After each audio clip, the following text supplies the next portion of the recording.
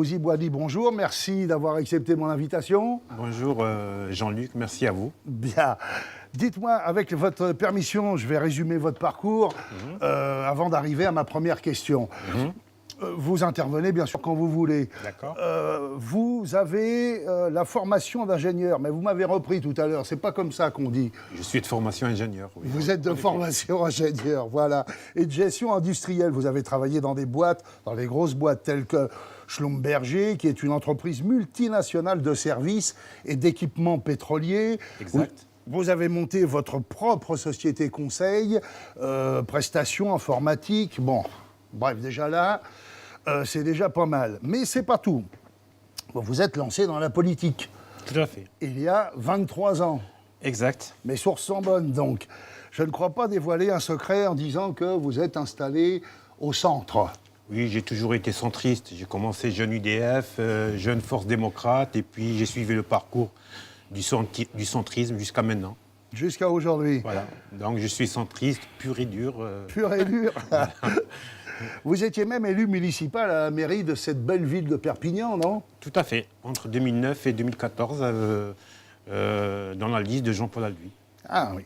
Je me suis laissé dire que vous vous préoccupiez de l'insertion des jeunes, entre autres choses, mais... C'est vrai que c'est l'une des causes qui me tient le plus à cœur et qui me passionne également, tout à fait.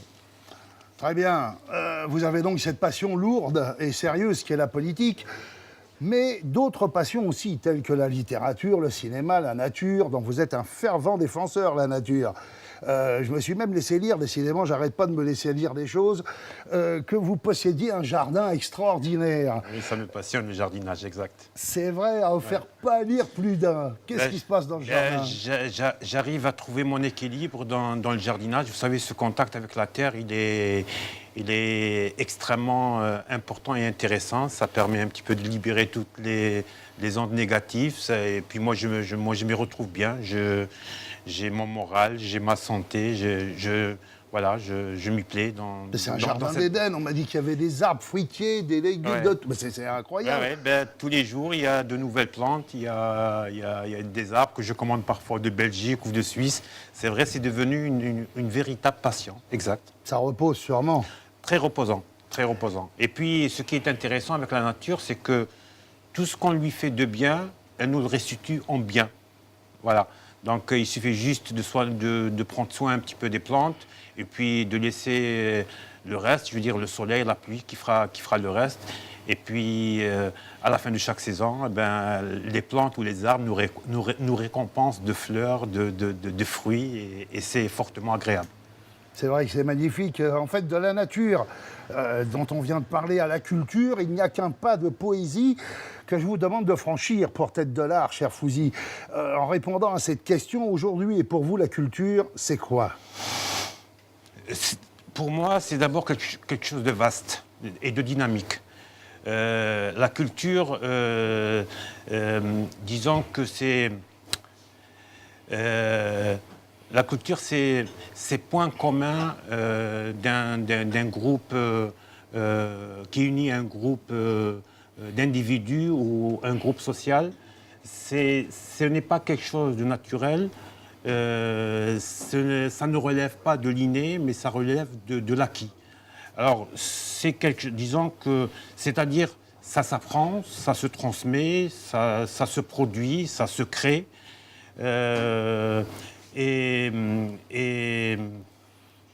Je vous coupe, pardon, mais lorsque vous parlez de démocratisation de la culture, ça veut dire quoi, ça, la démocratisation? Oui.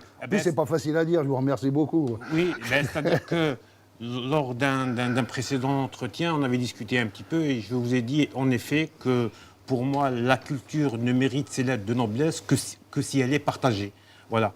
Et donc, alors souvent, on a tendance à réduire la culture aux lettres, aux arts, alors que la culture est vaste.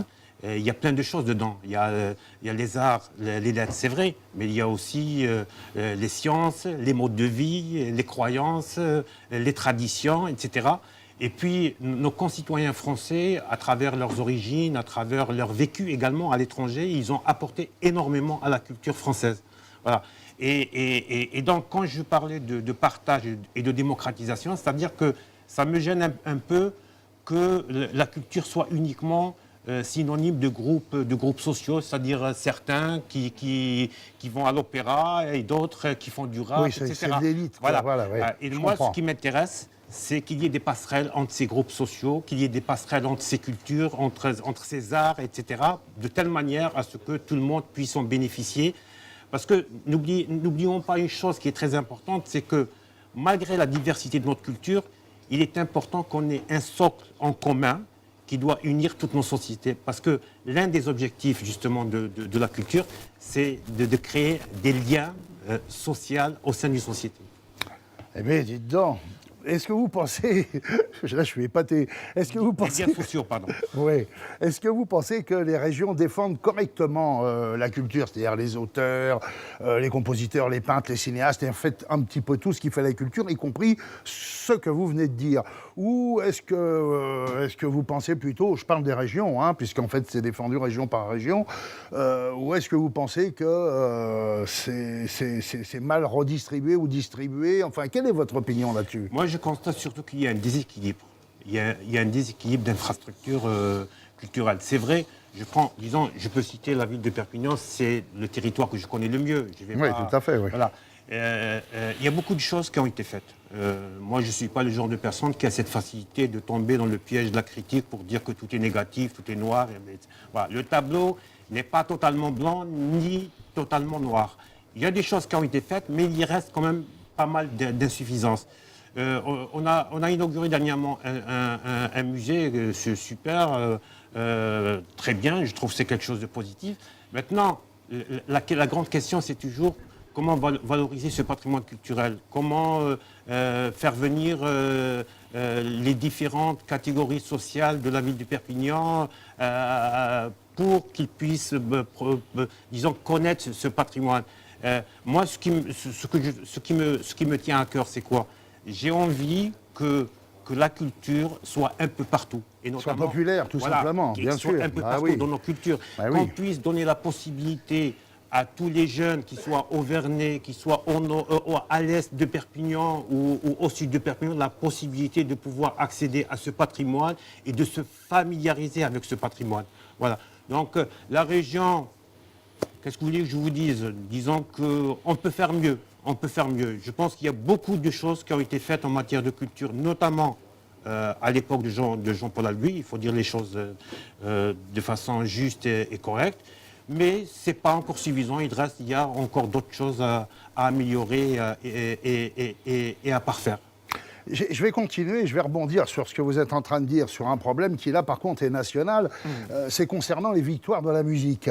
Je vous avais entendu parler de ça dernièrement, mais si vous me le permettez, je vais rapidement rappeler la polémique qui a fait couler beaucoup d'encre, hein, concernant Orelsan. Orelsan a gagné 3 trophées aux victoires de la musique, et ces victoires sont contestées bec et ongle, rapport à des textes de rap, je cite, honteux, orduriers, misogynes de 10 ans en arrière.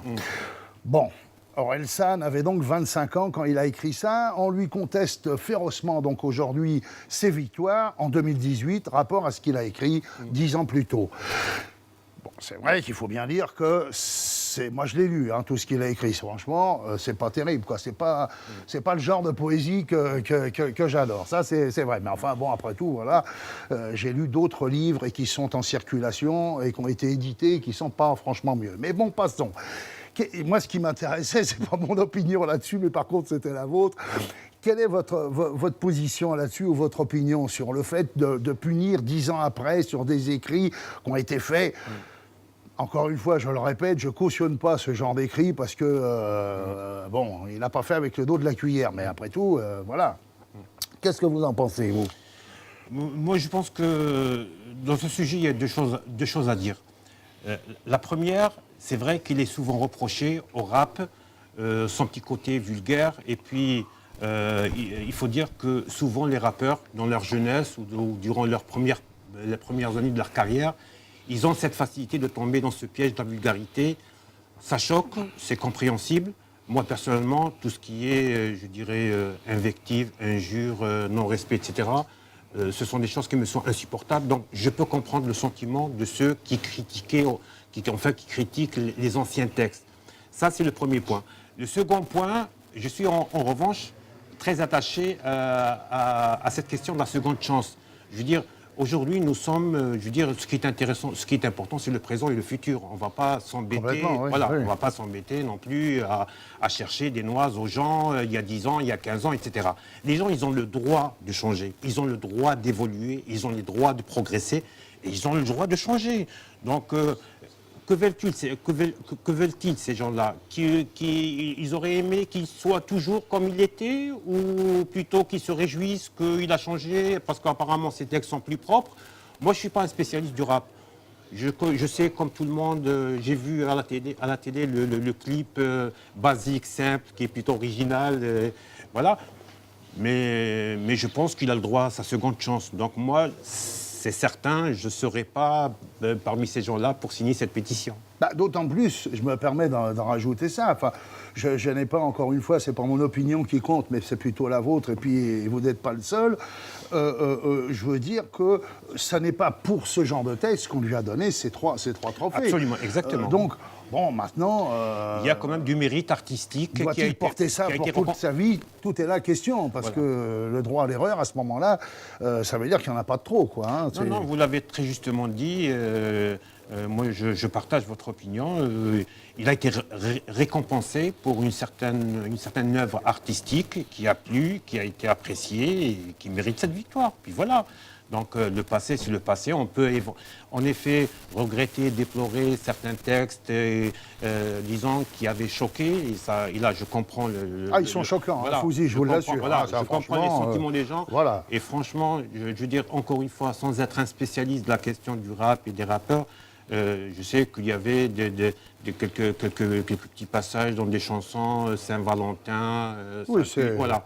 Donc je sais qu'il y avait des choses... Franchement, c'est grossier. Voilà. Mais moi, je refuse de juger quelqu'un uniquement par le passé. Au contraire, je dis, si cette personne avait des textes, on va dire, qui n'étaient pas faciles à entendre ou qui étaient susceptibles de choquer, et puis quelques années après, il s'est remis en cause, ou il a évolué dans sa réflexion, et puis aujourd'hui, bon, apparemment, je crois que ces textes ne choquent plus personne. Voilà, il a évolué, bon... On ne va pas passer notre temps à juger le passé des gens. Ce qui est important, c'est le présent et surtout le futur. Le futur.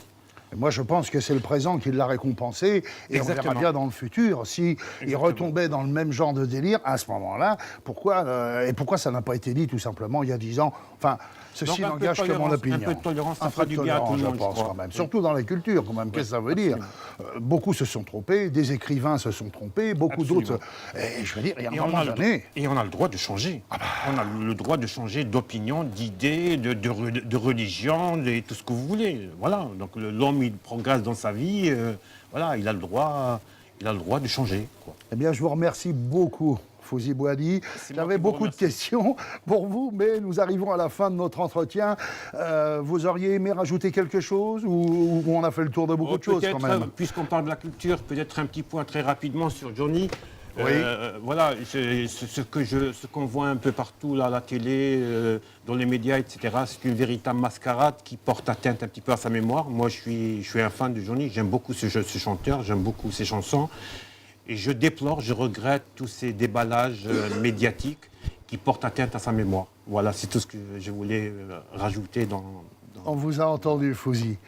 Eh bien, écoutez, merci. Vous êtes prêté au jeu des ITV de tête dollar. Merci à vous. Ça n'est pas facile parce que ça n'est pas vraiment véritablement votre fonction, mais c'est justement ce qui m'intéressait, c'était d'avoir votre avis sur la culture par rapport justement à votre fonction, à votre politique, à tout ça qui est extrêmement sérieux.